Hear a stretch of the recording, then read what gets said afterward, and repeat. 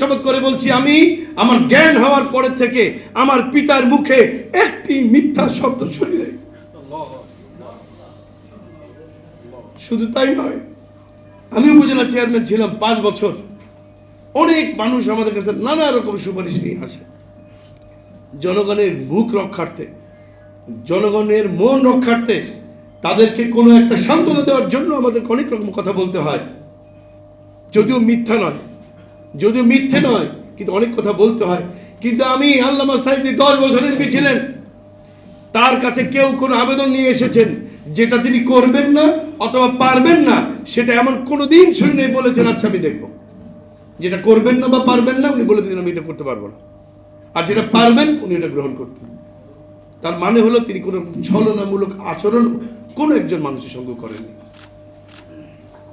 আমার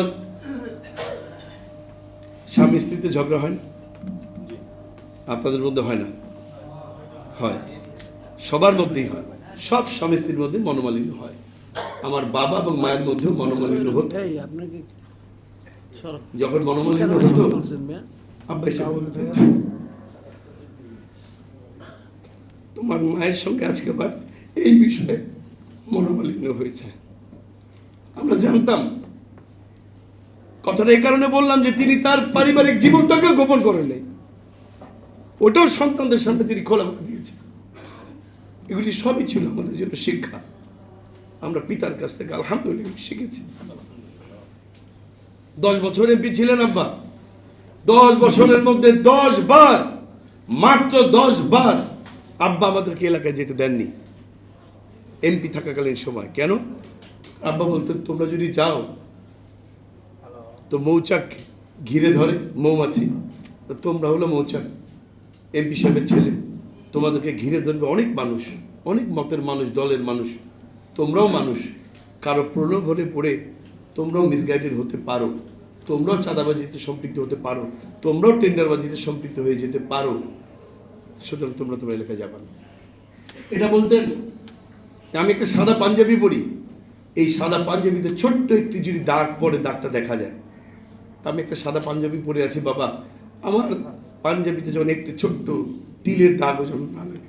আমরা যদি কোনো অসত্য সার্টিফাইড কপি দিয়ে থাকতাম, তাহলে আপনারা প্রমাণ করেন যে আমরা যে মামলা নাম্বার দিয়েছিলাম, ধরে নেন 3, তো 1971 সালের 72 সালে 7 জুলাই 3 নম্বর মামলাটা মমতাজ বেগমের মামলা নয়, এটা আপনারা প্রমাণ করতেন। তা তারা করেনি, বরং তারা এসে কোর্টকে বললেন যে আমরা নাকি জালিয়াতির মাধ্যমে এই সার্টিফাইড কপি তৈরি করেছি। জালিয়াতির মাধ্যমে সার্টিফাইড কপি তৈরি করলে আমাদের বিরুদ্ধে আপনারা ব্যবস্থা নিলেন না কেন? ট্রাইব্যুনাল আমাদের কাগজ গ্রহণ করলো না। অ্যাপিলেট ডিভিশনে যখন গেল, আমরা অ্যাপিলেট ডিভিশনে ওই মামলার সার্টিফাইড শুধু দেইনি, চার্জশিট যে হয়েছিল ওই মামলায়, সেই চার্জশিট হলো সার্টিফাইড কপি, এই অ্যাপিলেট ডিভিশনে আমরা দিয়েছিলাম। কিন্তু সরকার আমাদের এই কাগজ গ্রহণ করেনি। তারা ইব্রাহিম কুট্টি হত্যা মামলায় ট্রাইব্যুনালে আব্বাকে ফাঁসির আদেশ দিয়েছিল, আর অ্যাপিলেট ডিভিশনে ফাঁসির আদেশটা কমিয়ে যাবজ্জীবন দিয়েছে। অথচ আমরা সার্টিফাইড কপি দিয়েছি, আর আমরা জালিয়াতি করলেও আমাদের ব্যাপারে সরকার কোনো ব্যবস্থাও গ্রহণ করেনি।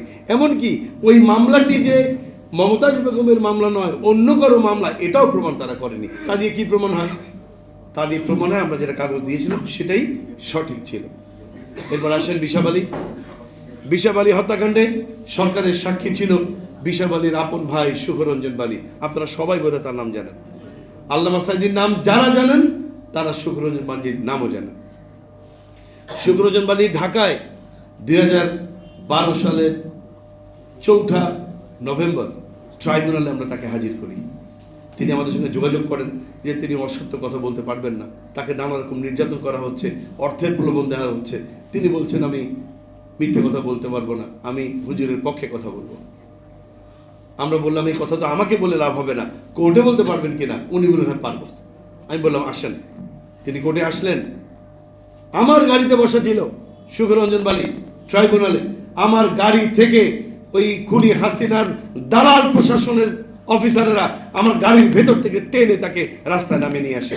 আমি তাকে সুরক্ষা দিতে এগিয়ে যাই, কিন্তু এমনভাবে ব্যারিকেড তৈরি করে আমার পক্ষে ব্যারিকেড ভেঙে সুখরঞ্জন বালীকে উদ্ধার করা সম্ভব হয়নি। আমরা 4 নভেম্বর তাকে নিয়ে গিয়েছিলাম কোর্টে। আপনারা জানেন কোর্টে সাক্ষীকে প্রডিউস করার আগে কোর্টকে অবহিত করতে হয় যে আজকে আমার সাক্ষী অমুক।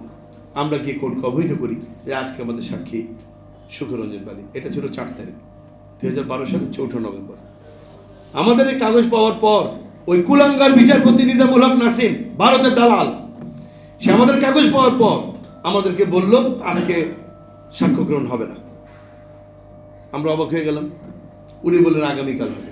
আমরা সরল মনে তাই মেনে নিলাম। 5 নভেম্বর 2012 আমরা সুখরঞ্জন বালিকে নিয়ে আবার গেলাম।